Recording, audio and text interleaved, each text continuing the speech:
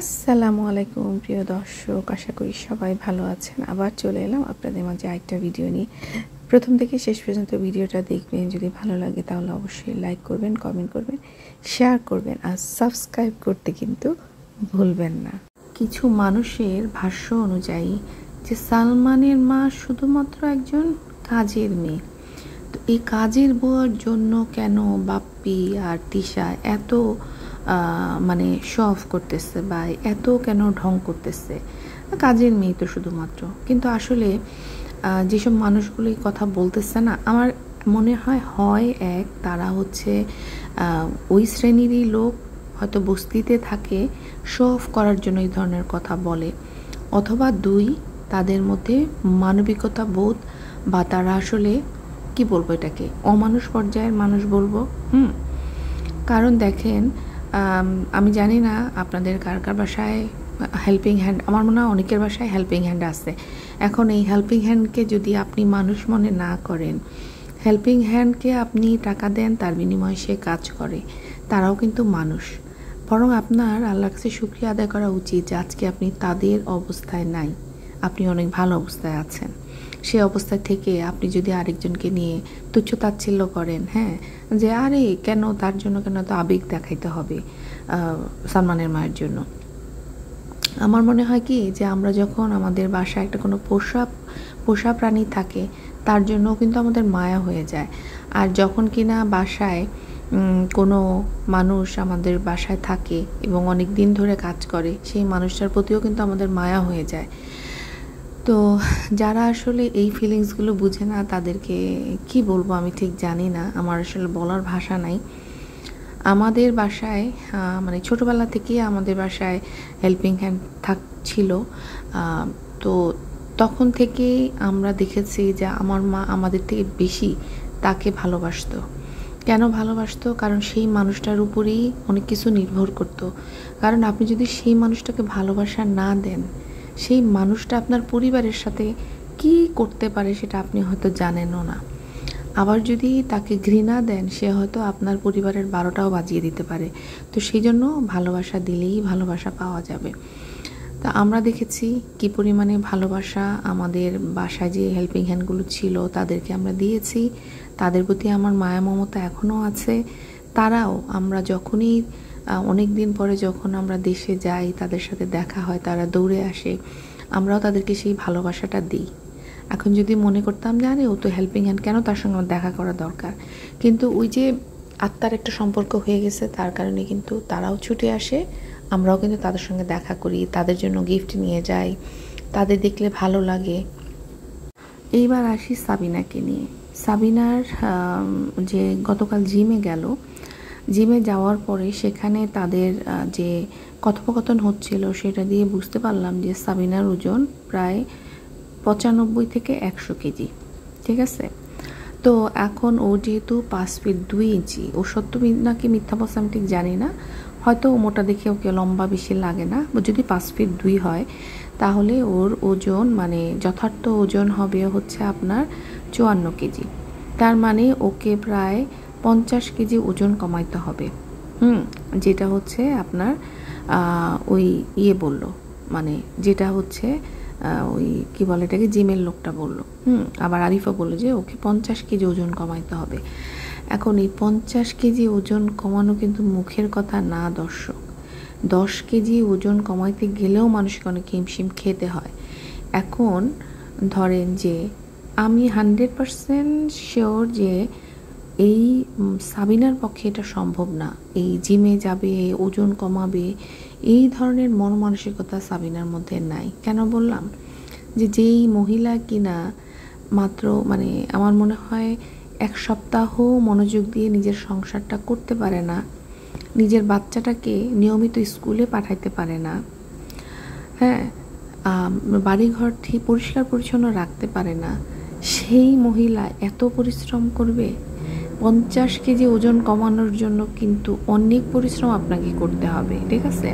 আপনাকে খাওয়া কমাইতে হবে, আপনাকে কিছু ব্যায়াম করতে হবে, আপনাকে জিমে যেতে হবে। এটা কিন্তু অনেক এনার্জির ব্যাপার এবং অনেক পরিশ্রমেরও ব্যাপার। এবং এই পরিশ্রম সাবিনার পক্ষে করা সম্ভব না দর্শক। এখন যদি সাবিনা আমাদের সঙ্গে চ্যালেঞ্জ করে, যে আমাদের ভিডিও দেখে সাবিনা যদি চ্যালেঞ্জ করে যে আরে আমি তোমাকে চ্যালেঞ্জ করলাম, তোমরা আমাকে তুড়ি দেখাইতেছো, মানে তোমরা আমাকে এই কথা বলতেছো যে আমি পারবো না, দেখো আমি তোমাদেরকে দেখাই দেবো, হ্যাঁ তাহলেই সম্ভব, তাহলে হয়তো পারবে। তো এবার সাবিনা প্রসঙ্গ বাদ দিই। সাবিনাকে অনেক পরিশ্রম করতে হবে, যেটা সাবিনার মতো মানুষের পক্ষে সম্ভব না। আমরা দেখছি যে এই নাম কি ওর, মেকআপ ভুতুরি মানে মিমো কিন্তু এরকম বহুত কিছু ড্রেস আপ কিনছে, জিমে গেছে, কয়দিন, খুব বেশি দিন কিন্তু ছিল না, আবার যে কি সেই হয়ে গেছে। হ্যাঁ, ওরা আসলে এমন ভাবে বড় হয়েছে, এরা আসলে খাওয়া ছাড়া টিকতে পারবে না। তো এটা আমাদের, বিশেষ করে আমাদের বাংলাদেশি প্রেক্ষাপটে, আমাদের এশিয়ান যারা আছে, সব এশিয়ানদের কথা বলবো না, আমাদের যারা বাংলাদেশি, ইন্ডিয়ান, পাকিস্তানি, বিশেষ করে আমি এদের কথা বলতেছি। হ্যাঁ, আমাদের খাবারের ধাঁচটা এরকম যে আমরা অনেক বেশি মোটা হয়ে যাই, বিশেষ করে বিয়ের পরে মেয়েরা মোটা হয়ে যায়। আবার আসলে আবার তার মধ্যে আমি সবার কথা বলছি না, কিছু কিছু মানুষ যারা খুব সচেতন তারা কিন্তু খুব মানে সচেতনভাবে সব কিছু খাওয়া দাওয়া করে, যত্ন করে যাতে ওজনটা না বাড়ে। কিন্তু আমরা বেশিরভাগ মেয়েরা কিন্তু ওই ওজন বেড়ে যায় বিয়ের পরে, বিশেষ করে বাচ্চা হওয়ার পরে। তো যাই হোক, এইবার এই খাওয়া প্রসঙ্গে আজকে দেখলাম যে তিশা মানে প্রথমেই যে জিনিসটা দেখাইলো সেটা আসলে তিশার উচিত না দেখানো। তিশা আসলে বুঝে কম নাকি কি আমি ঠিক বুঝি না। কারো মাধ্যমে, ওই যে পাপিয়ার মাধ্যমে রুটি বানায় আসছে, কলাইয়ের রুটি মনে হয় সম্ভবত। মানে এই মহিলাটা এমন একটা মহিলা যে কিনা একটা রুটি বানাইতে পারে না নিজের সন্তানের জন্য। ভাবতে পারেন যে এর আসলে আর কি কাজ। তো সে রুটি বানায় আনলো আর 2 রকমের না 3 রকমের ভর্তা বানায় নিয়ে আসছে, ঠিক আছে। তো সেটা আনার পরে অবশ্য তিশা বলতেছিল যে এই রুটি যেগুলো নিয়ে আসছে সেগুলো কম পড়বে, কারণ ওই তান হচ্ছে খুব পছন্দ করে ভর্তা দিয়ে, মানে মায়ের মতো হয়েছে আর কি, ভর্তা দিয়ে রুটি পছন্দ করে। তো দেখা গেল যে তানও এমনভাবে তান এমন সেলফিশ হয়েছে যে ও 3টা খাবে, ও কোনোভাবেই ওর বাপের জন্য 2টা রাখবে না। তিশা বারবার বলতেছিল যে ওর বাপের জন্য যেন অ্যাটলিস্ট 2টা রাখে, কিন্তু ও কোনোভাবেই রাখবে না। ওর মাকেও একটা দিবে, ও 3টা খাবে, ওর বাপকে একটা দিবে, তার মানে টোটাল 5টা রুটি দিছে আর 2 রকমের ভর্তা দিছে। ও এতই পছন্দ করে যে ও কোনোভাবেই শেয়ার করবে না। হ্যাঁ, অনেক সময় আসছে যে যেই জিনিসটা খুব পছন্দ করে সেটা কারোর সঙ্গে শেয়ার করতে চায় না, কিন্তু তাই বলে এতটা ছ্যাঁচড়া হইলে তো হবে না, তাই না? ওকে তো শিখতে হবে যে হ্যাঁ, আমি যদিও অনেক পছন্দ করি কিন্তু তারপরেও আমি শেয়ার করে খাই। ও ওর মাকে বলতেছে তুমি ভাত বসায় দাও, মানে ও এখান থেকে রুটির ভাগ দিবে না, ওর বাপকে একটা দিছে যথেষ্ট, এবং এটা কিন্তু খুব সিরিয়াসভাবে বলতেছে।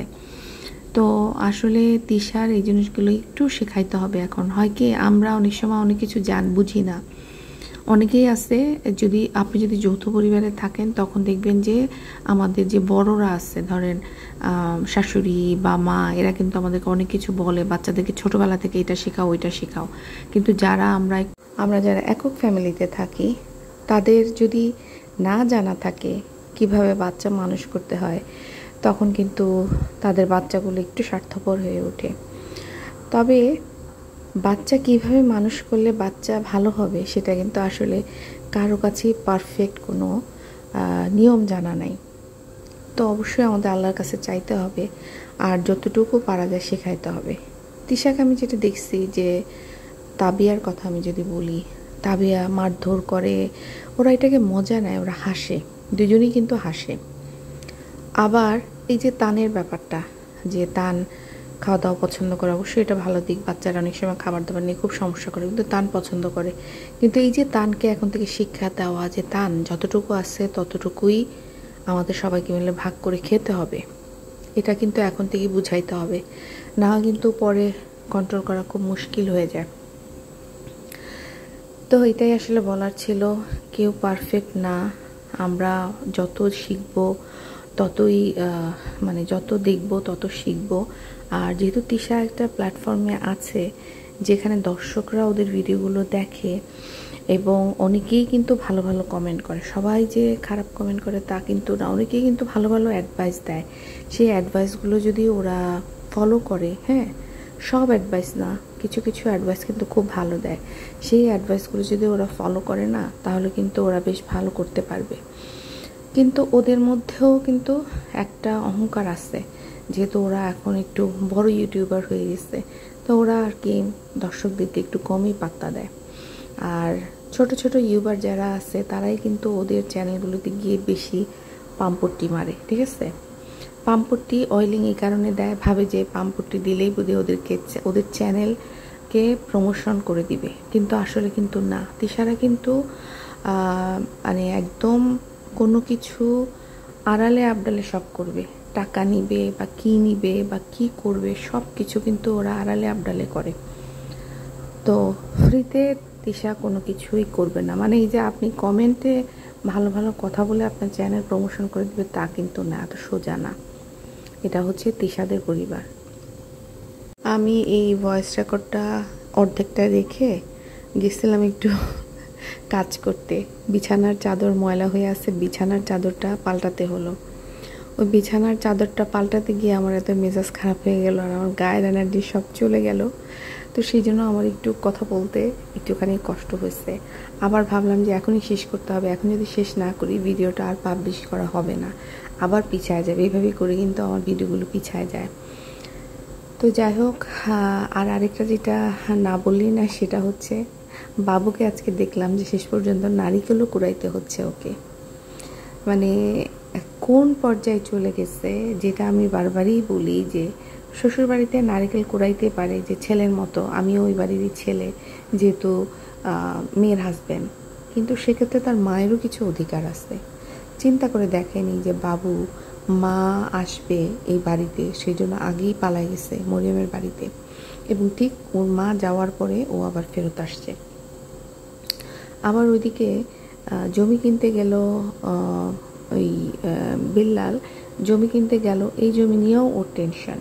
আমার কাছে যতটুকু মনে হচ্ছে, বিল্লালকে বলি যে বিল্লাল আসলে খুকির কাছে না চেয়ে, মানে এটা আসলে হয়তো বা খুকির কারণেও হয়তো বা জিনিসগুলো মানা না হয়ে যাচ্ছে, অথবা আল্লাহ হয়তো চাচ্ছে না ওই জায়গায়। তো সেটাই বিল্লালকে আল্লাহর কাছে চাইতে হবে, যে যেটা ভালো হয় সেটাই হবে। এত টেনশন করার কিছু নাই, এত বছরও যেহেতু জমি হয় নাই, এখন একটু ধৈর্য ধরলেই কিন্তু ভালো কিছু পাবে। আর ওইদিকে শারমিনকে দেখলাম যে একদম মানে কি বলে আধা জল খেয়ে লাগছে তার ভাইয়ের। আসলে এটা শুধু তার ভাইয়ের না, এখানে কিন্তু ওরও ইয়ে আছে, টাকা ইনভেস্ট করছে। তো সেই কারণে ও আরও বেশি পাবলিসিটি করতেছে।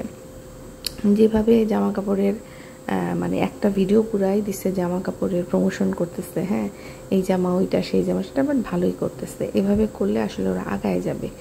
এই মিমকে দেখলেন কত বাড়তি ঝামেলা করলো, ছাদের উপরে ওইটা এই ছবি পরে স্টাইল হ্যান ত্যান করে। আসলে এত কিছু করলে আসলে না মানুষের গায়ে শক্তি থাকে না। যেটা এই যে ওরা করতেছে, বিল্লাল শারমিন যেটা শুরু করছে, এভাবেই শুরু করে ফেলতে হবে। ওই ছাদে যাব, ছবি পরবো, মডেলিং করব, সেই ছবি দিব পেজে, তারপরে হবে। কদিন আপনার ইচ্ছা করবে এরকম করে প্রতিদিন ছবি দেওয়ার? নিজের শরীরের ব্যাপার আছে, অনেক কিছুর ব্যাপার আছে, মন মানসিকতার ব্যাপার আছে। তো যাই হোক, এভাবে ভালোভাবেই হয়ে যাক।